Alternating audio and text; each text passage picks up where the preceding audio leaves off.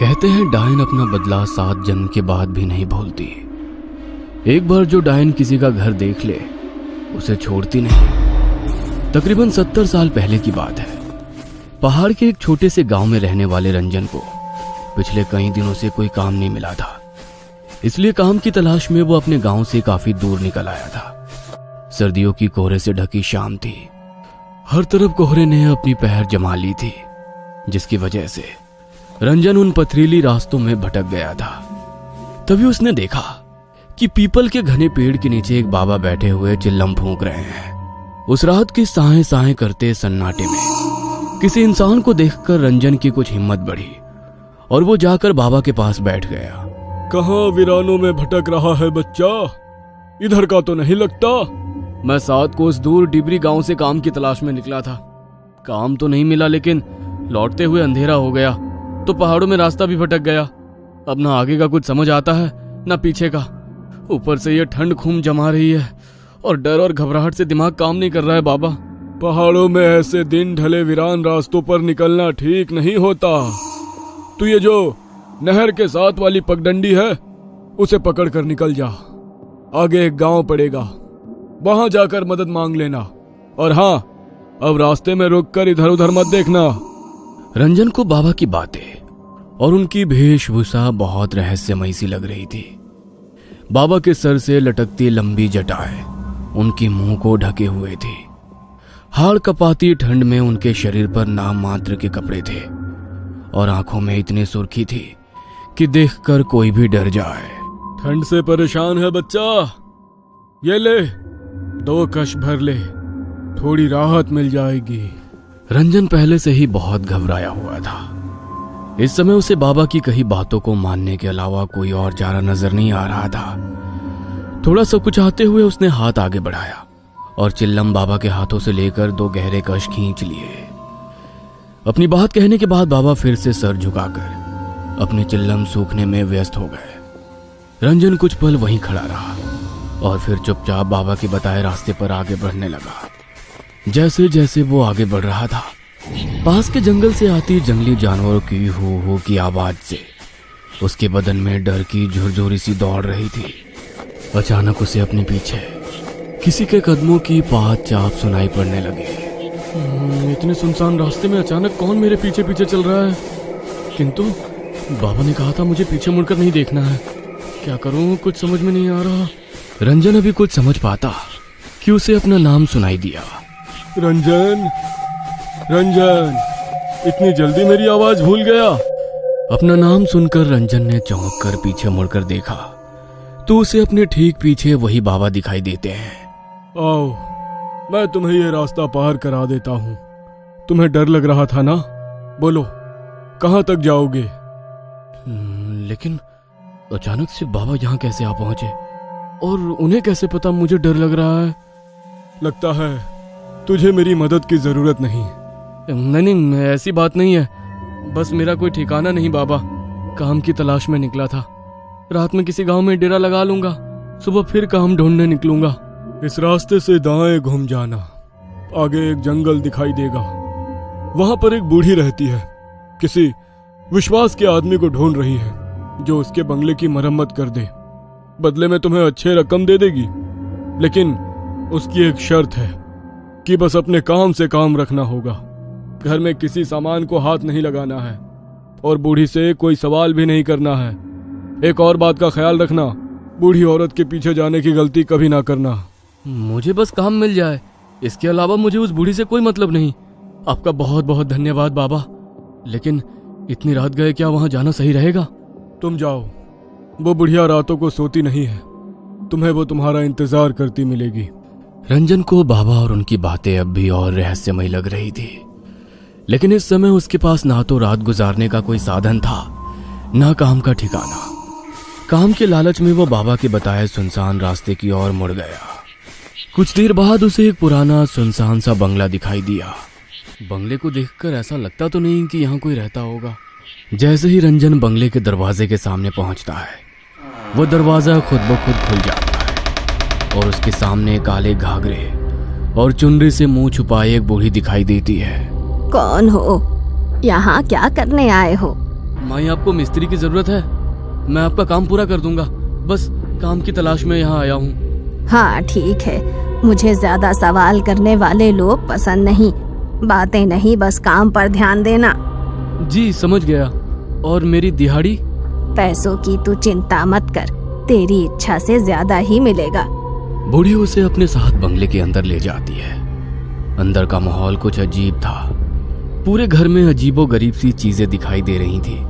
जगह जगह छोटे छोटे आईने लटके दिखाई दे रहे थे और उन आईनों के साथ अलग आकार की काले कपड़े से बनी गुड़िया लटकती हुई दिखाई दे रही थी। उन सभी गुड़ियों को देखकर रंजन को कुछ अजीब सी सिहरन महसूस हो रही थी।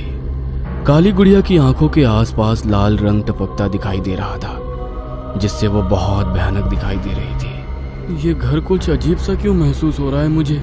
इतने अजीबोगरीब सामान। लेकिन बुढ़िया ने कहा है कि कोई सवाल नहीं करना है, इसलिए अपने मन की शंका मन ही में दबाए रंजन बंगले के उस भाग में पहुंच जाता है जहां पर उसे मरम्मत का काम करना था। बुढ़िया ने उसे रात में ठहरने को एक कमरा दिखा दिया और अगले ही दिन से काम शुरू करवा दिया। इस आंगन को खोद कर यहाँ पर एक पक्का कुआं बनाना है। कर पाओगे? मेहनत का काम है। और हाँ, इसके आसपास चारों ओर दीवार बनाकर घेरा भी करना है। रंजन खुशी खुशी काम करने के लिए तैयार हो गया था। दिन भर बिना मुंह से चू की भी आवाज किए वो अपने काम में लगा रहता। बदले में बुढ़िया उसे दुगनी मजदूरी और दोनों टाइम का खाना खिला देती। एक सप्ताह के बाद काम पूरा हो गया। ये ले तेरा हिसाब। डिमरी गांव से आया है ना तू? हाँ, डिमरी से ही आया हूँ, लेकिन आपको कैसे पता? रंजन की बात सुनकर बुढ़िया ने गुस्से से उसकी ओर देखा। बोला था ना कोई सवाल नहीं। सुन, मेरा एक काम करेगा। तेरे गांव में एक आदमी रहता है, सज्जन सिंह। जानता है उसे? नहीं, जानता तो नहीं हूँ, लेकिन उसकी गांव में एक बड़ी दुकान है, इसलिए नाम सुना है उसका। मेरा दूर का रिश्तेदार है, उस तक कुछ सामान पहुंचाना है। तुझे इस काम के बदले मैं थोड़े पैसे और दे दूंगी। करेगा ना? रंजन खुशी खुशी बुढ़िया का सामान पड़ोस के गांव तक पहुंचाने को तैयार हो जाता है। बुढ़िया ने एक पोटली बांधकर उसे थमाई और कुछ पैसे देकर विदा कर दिया। रंजन ने एक सप्ताह काम करके अच्छा धन इकट्ठा कर लिया था। पोटली लेकर वो सज्जन सिंह के घर पहुंच जाता है। जी, क्या आप ही सज्जन सिंह हो? और सज्जन सिंह के लिए ये सामान उनकी किसी जानने वाली ने भिजवाया है। कहाँ से आए हो? किसने भिजवाया है? मुझे ज्यादा जानकारी नहीं है। मैं तो साथ को उस दूर काम करने गया था। वहीं एक बुढ़िया मिली जिसने ये सामान आपको देने के लिए कहा। सज्जन सिंह हैरानी से वो पोटली खोलकर देखता है तो उसकी चीख निकल जाती है। तुरंत ही वो उस पोटली को वापस बांधता है और उसे वापस पकड़ा देता है। इसे तुरंत वापस देकर आओ, जिसने तुझे ये दी है। ये मेरा सामान नहीं है, और खबरदार, अगर आज के बाद यहाँ दिखाई दिया, मुझसे बुरा कोई नहीं होगा। सज्जन सिंह को गुस्से में देखकर रंजन पोटली लेकर अपने घर आ जाता है। आजकल किसी के साथ भलाई करने का जमाना ही नहीं रहा। साथ को उससे मैं ये पोटली ढोकर लेकर आया और यहाँ आकर उस बूढ़े ने सामान लेने से इनकार कर दिया। कहता है मैं तुरंत जाकर उसे वापस करके आऊं। अरे छोड़िए ना, आपको क्या जरूरत है वहाँ जाने की? इसमें जो भी सामान है उसे हम रख लेते हैं। कोई मूर्ख ही होगा ना जो इतनी दूर ये सामान लौटाने जाएगा। पागल मत बन, हमें इसे खोलने की भी जरूरत नहीं है। जो भी सामान है हम वापस कर देंगे, बस जो अपना नहीं वो मिट्टी। रंजन की पत्नी को जाने की जिद थी। वो हर हाल में देखना चाहती थी कि इस पोटली में बुढ़िया ने क्या कीमती सामान दिया है। इसलिए रात को रंजन के सोने के बाद वो पोटली खोल देती है। पोटली देखकर उसके पैरों के नीचे से जमीन निकल जाती है। इस पोटली में तो बड़ा ही अजीब सा जादू टोने का सामान रखा हुआ है। हे भगवान, कहीं इसीलिए तो उस बूढ़े ने ये सामान इनसे वापस करने को तो नहीं कहा था। और ये क्या, इस काली गुड़िया ने तो हूबहू मेरे जैसे कपड़े पहने हुए हैं। उर्वशी पसीने से तरबतर हो गई थी। अगली सुबह, सुनिए जी, ये पोटली उस बुढ़िया को वापस देकर आइए, और चाहे जो हो जाए आप वहाँ एक पल को भी ठहरना मत। तूने ये पोटली खोली थी क्या? नहीं नहीं, मैंने कुछ नहीं देखा, बस तुम ये वापस देकर आओ। रंजन वो पोटली लेकर घर से निकलकर अभी कुछ ही दूर पहुंचा था कि सज्जन सिंह के घर से रोने की आवाजें सुनाई दी। अरे भाई, बड़ी बुरी मौत हुई सज्जन काका और उनकी पत्नी की। लगता है किसी ने मारकर फांसी पर लटका दिया हो। लेकिन हैरानी की बात तो ये है कि कमरा अंदर से बंद था। ऐसा कैसे हो सकता है भला? भाई मुझे तो कुछ ऊपर का चक्कर लग रहा है। ये किसी इंसान का काम नहीं हो सकता। हालत देखी थी दोनों की, पूरा शरीर ऐसे मरोड़ा हुआ था जैसे कोई कपड़े की गुड़िया को मरोड़ता है। रंजन को गांव वालों की बात सुनकर एक झटका सा लग गया था। एक के बाद एक उसे सज्जन सिंह की कही हुई बातें और पोटली देखने के बाद डर से सफेद पड़ा चेहरा याद आने लगा। ना जाने क्या पहेली है इस पोटली की। कल मैंने ये पोटली दी और आज सुबह उसकी मौत हो गई। रंजन तेजी से बुढ़िया के बंगले की ओर बढ़ा जा रहा था। आज जब वो बंगले के सामने पहुंचा तो पाया बंगले के दरवाजे पर एक ताला लटक रहा है और बंगला भी उसे कुछ ज्यादा ही सुनसान सा नजर आया। रंजन अब इस बंगले और बुढ़िया का सच जानना चाहता था, इसलिए वो ताला तोड़कर उसके अंदर घुस जाता है।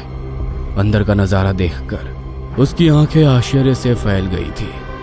बुढ़िया के कमरे में 3 नई काली गुड़िया लटकी हुई थी और उसमें से एक गुड़िया के कपड़े उसे कुछ जाने पहचाने नजर आ रहे थे। रंजन घबराकर उस बंगले से निकलकर बाहर सड़क की ओर आ जाता है। भाई कुछ पता है ये बुढ़िया कब तक लौट कर आएगी? रंजन की बात सुनकर उस आदमी ने उसे ऊपर से नीचे तक घूरते हुए कहा, पागल है क्या भाई? ऐसा क्यों कह रहे हो भैया? क्योंकि यहाँ कोई नहीं रहता। 50 साल से लटका है ये ताला। और हाँ, भूत बंगला है ये। रात के समय भटकना भी नहीं उसके आसपास। हाँ। उस आदमी की बात सुनकर रंजन की रीढ़ में ठंडक दौड़ने लगी। क्या भूत बंगला? भाई मेरे दादा कहते थे किसी डायन का बंगला है ये। इसमें वो तरह तरह के टोटके टोना किया करती थी। एक तांत्रिक था जिसने इस डायन की चोटी काट कर इसे जला दिया था। तब से ये बंगला ऐसे ही पड़ा हुआ है। कहते हैं आज भी रात के समय इस रास्ते से गुजरने वाले लोगों को वो डायन दिखाई दे जाती है और उस तांत्रिक का पता पूछती है। अपने सूखते हलक से रंजन ने अपना आखिरी प्रश्न किया। तांत्रिक? कहाँ रहता है वो तांत्रिक? कुछ मदद कर पाओगे क्या? भाई सुना है उसने इस डायन को मारने के बाद ये काम छोड़ दिया और दूर किसी गांव में जाकर बस गया। उसकी पहचान अब किसी को नहीं पता। बातें करते हुए रंजन बंगले से कुछ दूर तक आ गया था। आदमी के जाने के बाद अब मुझे ये पहली समझ में आ रही है। जरूर सज्जन सिंह वही तांत्रिक है जिसे वो बरसों से ढूंढ रही थी और उसे मारने के लिए उसने मुझसे इस पोटली में जरूर कोई तंत्र का सामान भिजवाया था जिसने सज्जन सिंह और उनकी पत्नी की जान ले ली। लेकिन अब मैं इस पोटली का क्या करूं? रंजन कांपते हाथों से उस पोटली को उठाकर जंगल की ओर फेंककर अपने गांव लौट आता है। गांव आने के बाद उसने अपने घर का दरवाजा खोला तो उसे उसकी पत्नी भी सज्जन सिंह की तरह रहस्यमयी हालत में फंदे से लटकी हुई दिखाई देती है। पत्नी के जाने से रंजन पूरी तरह टूट गया था। वो हर पल खुद को ही उर्वशी की मौत का जिम्मेदार मान रहा था। आधी रात का समय था। रोते रोते शायद रंजन की आंख लग गई थी। तभी उसे अपने दरवाजे पर दस्तक सुनाई देती है। रंजन दरवाजा खोलता है तो उसके सामने फिर से वही मनहूस पोटली रखी दिखाई देती है। डर से रंजन पसीना पसीना हो रहा था। घबराकर वो इधर उधर देखता है। कुछ ही दूर पर पेड़ की ऊंट में एक काले कपड़े वाली बुढ़िया घूंघट के पीछे से झांकती हुई उसे नजर आती है, क्योंकि जो पीछा छोड़ दे वो डायन नहीं।